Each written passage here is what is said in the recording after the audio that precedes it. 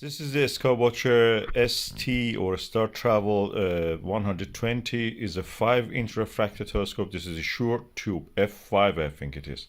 I'm using the 5mm SLV Vixen and this, and wow, the image is so big and beautiful. I cannot believe. Of course, it was after several nights of not being able to observe. So I'm a little bit shocked because I'm seeing it again. Jupiter is there. Let's see how the other eyepieces is. And this is the Skywatcher Nirvana 7mm. I can see a lot of details on the Jupiter. Two main bells easily can be seen. You have chromatic aberration with the Achromatic Refractor, but it's not that severe that it just hampers your view. You can see the, and especially when you're near in the center, is more tolerable. I suppose if you get a longer focal length of this is f5, this one. If you get a f7 or 8 something, they have a Skywatcher and other brands. Chromatic aberration is more, under control. But this one is practically Skywatcher f5 120 Startravel. It's a really wide angle, but with this eyepiece you can see a lot of details.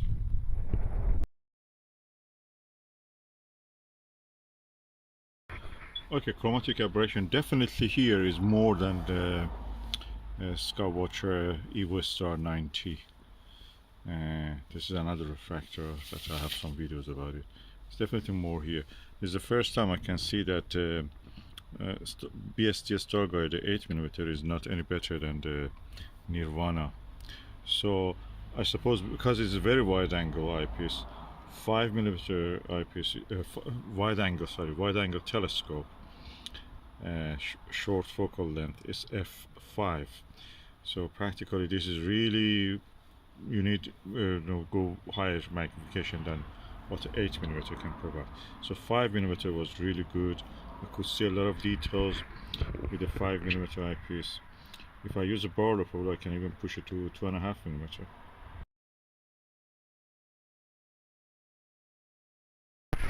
Back with the Vixen SLV 5mm. Oh, wow, that's beautiful. I'm going to push it to 4mm Nirvana. Then I will go for 2.5mm TMB Planetary, or I will try the Barlow on this. Just let me bring it. Okay, this is the Nirvana 4mm 82-degree eyepiece, and the amount of the detail I can see is equal to the 5mm, just the image is bigger. More comfortable to see also. So that's I think 5 or 4 is optimum for this Skywatcher Startravel 120 f5 refractor. So now I have used the TMB Planetary 2.5mm eyepiece, and I can say that the image starts to deteriorate. You're just magnifying the image.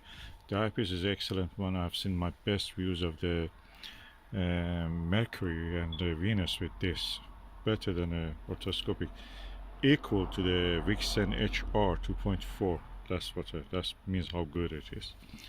It's also equal to Radian in a mechanical and optical way, in my opinion.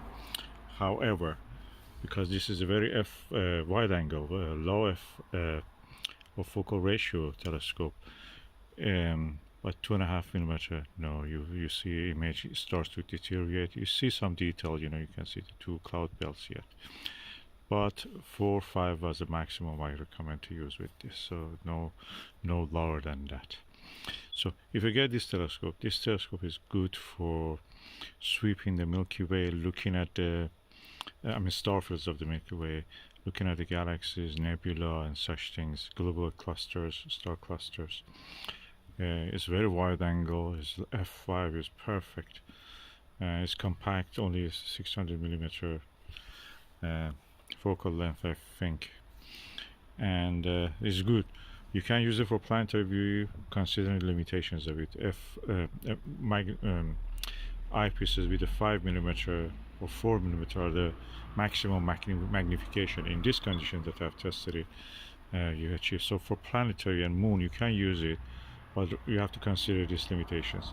If you want to get a budget, on a budget, a telescope which can be used easily for planets, get a EVO Star 90. That gives you what you need. This is also a good telescope.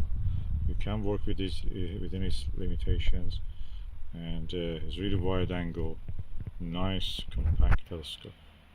You need a good mount also, of course, when you get it. I think it comes with a mount. If you don't have it, you have to get a mount or tripod for it. Or if you have already one, use that one.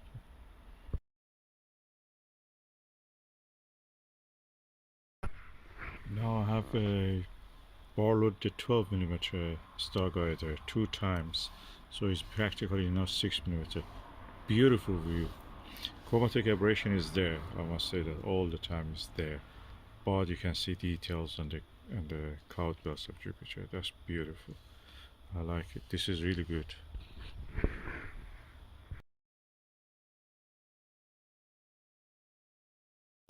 Wow, 8mm Starguider with the 2 times Barlow equal to 4mm. Wow, Jupiter is beautiful. Again, chromatic aberration is there. I wish it was not there, but because it's a very short tube telescope, f5, chromatic aberration is always there, you feel it. But the image is good. It's a compromise you make for having a wide field telescope that you can use for star fields and other things. At the same time, you can use it for planetary with a compromise on the chromatic aberration, but you can have sharp views with this setup down to 4mm.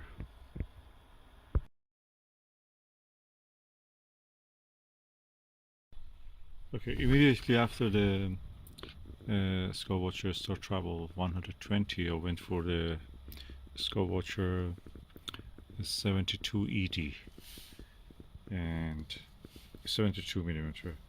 The details I can see, although it is a very wide angle, you can use it as wide angles. It's ED, it's apochromatic. The details I can see on Jupiter are more than what I could see in that 120mm objective refractor. So which one I prefer? If I'm going to spend that 300-400 pound for 120 refractor, instead of it I will go for this ED one. That's better even. It's compact, tiny. You can use it for astrophotography if you want. You can use extension tube if you don't want to use the star diagonal, and then you will have the sharpest view. This is 7mm Nirvana. Beautiful views. You can see more detail, and the image is very clear. No chromatic aberration at all. So if you want to spend money for 120s, go for this one. That's better in my opinion. Your money, of course, you know what to spend.